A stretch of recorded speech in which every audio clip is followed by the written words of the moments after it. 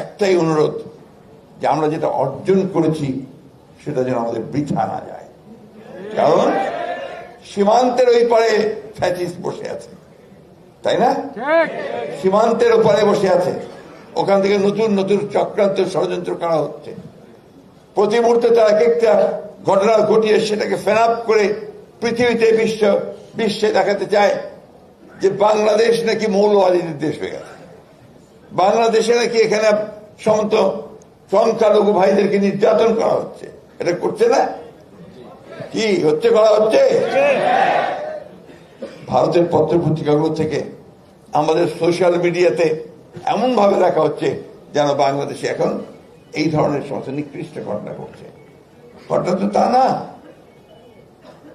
তারা কারা এটা করছে, কেন করছে? আমি কথা এই জন্য বলছি যে এই আনন্দে আমাদের থাকার কোনো অবকাশ নাই যে আমরা জিতে গেছি, সব হয়ে গেছে। আমাদের মাথার উপরে সে খড়গ এখন আছে এবং চতুর্দিকে কিন্তু তারা চেষ্টা করছে আবার অন্ধকারে নিয়ে যাওয়ার। এই জন্য খুব সজাগ থাকতে হবে, সতর্ক থাকতে হবে। কোন রকম হঠকারিতা, কোন রকম বিশৃঙ্খলা যেন কেউ করতে না পারে, সৃষ্টি না করতে পারে, সেটাকে রুখে দিতে হবে। এটা হচ্ছে কিন্তু বড় কাজ একটা। আমি আবারও তোমাদেরকে ভারাক্রান্ত করতে চাই না, কারণ এখন নিঃসন্দেহে তোমাদের একটা নতুন জীবনের স্বপ্ন তোমরা দেখছো, নতুন পৃথিবীর স্বপ্ন দেখছো, এবং সবচেয়ে বড় যে বিষয়টা তোমরা চিন্তা করছো যে এর পরে কি। হ্যাঁ, এটাই কিন্তু এখন চিন্তা করতে হবে।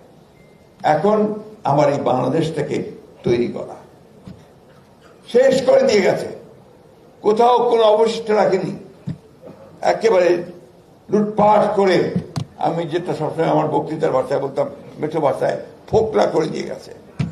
অর্থনীতি নেই, ব্যাংক লুট, সব জায়গায় লুট, ঘুষ, দুর্নীতি, সমাজ থেকেই শেষ করে দিয়ে গেছে।